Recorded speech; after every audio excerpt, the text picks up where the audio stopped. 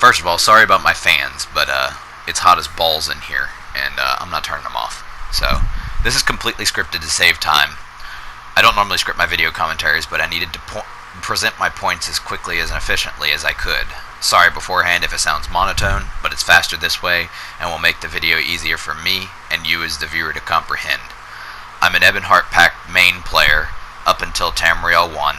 I didn't really play any other factions. This is due to the fact that all my friends were on EP. We also had like 7 CP campaigns to play in back then. As game population started to dwindle and ZOS removed their campaigns, they started forcing what players were left into 2 playable campaigns, and this caused a population lock on a lot of factions, but EP most of the time when I was trying to play. I would sit in an hour queue to play after I just got done with a 9-hour shift at work. Instead of sitting in the queue, I'd just go play a different faction. This is a good thing for all the Zerglings that complain about faction hopping, because their point is usually that everyone just goes to the faction that is winning, which I agree with. Most likely, people will leave to the faction, but that's not the good players. I and many others will be going to the faction that's losing and causing havoc at resources. Often the voices heard are just the loudest ones, and the campaign locks was a result of that. There was no one defending why it shouldn't happen, and ZOS doesn't play their own game and couldn't figure out why it would be a bad move. Here are some points I saw on the forums for a campaign lock, and I aim to prove counterpoints. People who don't care about factions just sit and troll zone chat and steal scrolls because they want action. So that's the first point. This point is blatantly wrong. As I said earlier, I've always played EP. Scroll farming is something I've done since launch, and trolling zone chat just something funny to do, and that just depends on the person, but I do it because it pisses you off, so get over it. The next point is small scale players don't help the map, and they're the only ones who swap factions for action. So first off, if you've watched any YouTube vid of any outnumbered fights, you'll see they're usually distracting a huge part of the Zerg that would be taking your frickin' keeps. If I've chosen to play your faction, I will be taking some of the load off of you by fighting the group that otherwise would be taking your empty keeps. When your population is low and no one's there to defend your home keeps, I'm there trying to get a good fight and earn a tick. Me switching to your faction because I can't load into my own because it's population locked helps the overall balance of numbers. The next point, they could just go to a 7-day campaign. No, I can't, as I made it not so clear earlier. I'm a night shift worker, and I get off work in the morning.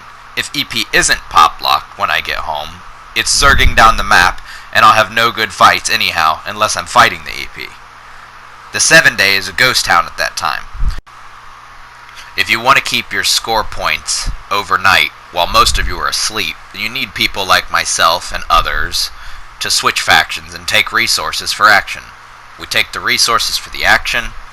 We also get you points inadvertently. This is how it works.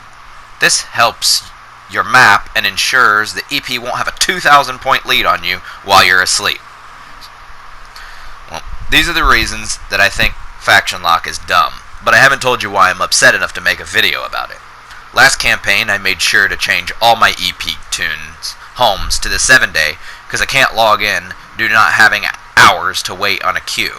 I can't wait for a queue when I have to be at work every day. I'm a casual player now. I don't play every day like I did when I was on disability. I was going to play blue and main blue until blue became dominant, and then I would go back to whatever faction was weak. Probably not AD because I only have 2 characters, but back and forth between blue and red. Because there's only one campaign I can play right now because of a dwindling game population. The faction lock makes it so I can only play 4 of my 18 characters if I decide to play blue. But I'm fine with that as long as I can actually play the game. There was a bug when the campaign restarted that relocked me into all my reds and all my friends into blue because blue has been getting dominated and the fights against EP would be much better. Now I'm stuck with EP. I'm zerging down the map as a solo player, and I'll probably not be playing this month unless ZOS fixes this campaign lock so I can play my blue. As much as I would enjoy sieging people to death while they get zerged down, that's a waste of my time. Faction lock would have made sense in a time when we couldn't even see other factions in PvE. But when they introduced T1 and people made friends of multiple alliances due to being able to see each other in PvE and play together in PvE, they would inevitably end up playing multiple factions. All the time, money spent on grinding characters, buying horse mount speed, has gone to waste because of a faction lock on a game that is currently dying and inevitably will cause more players to leave when they see they can't even log on because their faction population is too high. Please share this video so everyone can see that it isn't just the loudest voices heard who have an opinion. I don't care if you sub, not interested in that. I don't care if you like it. You don't have to enjoy my content, but you can't deny what I'm saying is, for the most part, correct. I'm the only person saying what I'm sure a lot feel. I contacted ZOS many times, and instead of fixing my campaign lock problem, they made me change all my character names for being inappropriate. This company's great. So that's the end of what I have scripted. There's a little bit freeform. I've got,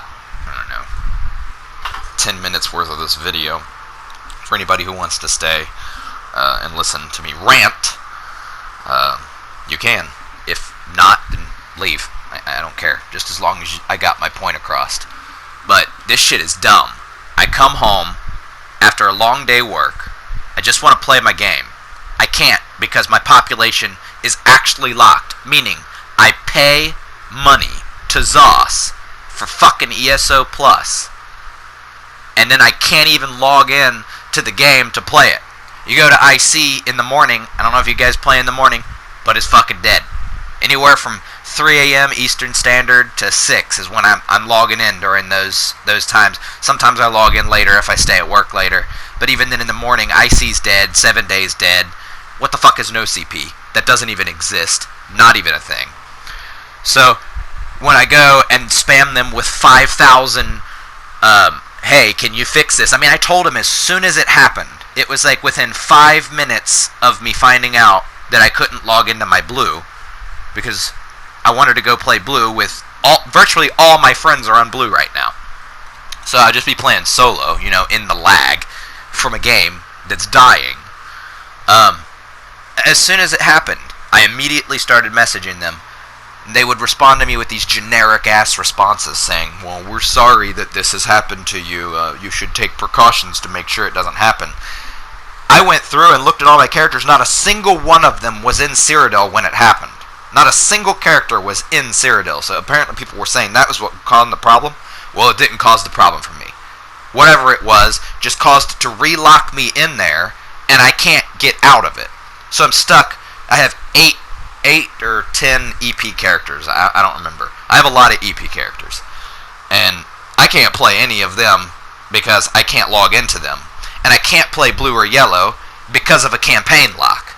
So you're telling me I actually can't play the game that I'm paying to play.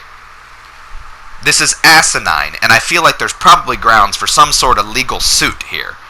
I'm paying them for a service that I'm not receiving. It makes no sense to me. So I messaged them probably, 40 times within 2 days, trying to get them to do something. And you know what they come back with me at? They hit me with that young, your character names are inappropriate, which I'm not going to deny. They're definitely inappropriate. But what this means to me is they looked at my account, mind you. They looked at my account. They saw it. They saw the character names. They didn't fix my campaign lock, and then they made me change all my character names. This fucking company is so gay. I don't understand it. You have people that sit and just scratch their nuts, jerk off on the forums, and try to get shit changed that makes the game actually unplayable for other people that are paying to play it. It's stupid. At the end of the video, I'm going to post a screenshot of what all my character names were, and rest in peace to them. If anyone's interested in seeing the lovely email. Someone at ZOS had to read all these names, and the reason they didn't ban me is probably because they thought it was funny. But that's it for the video. I'm done ranting. I probably won't be on. Later, guys.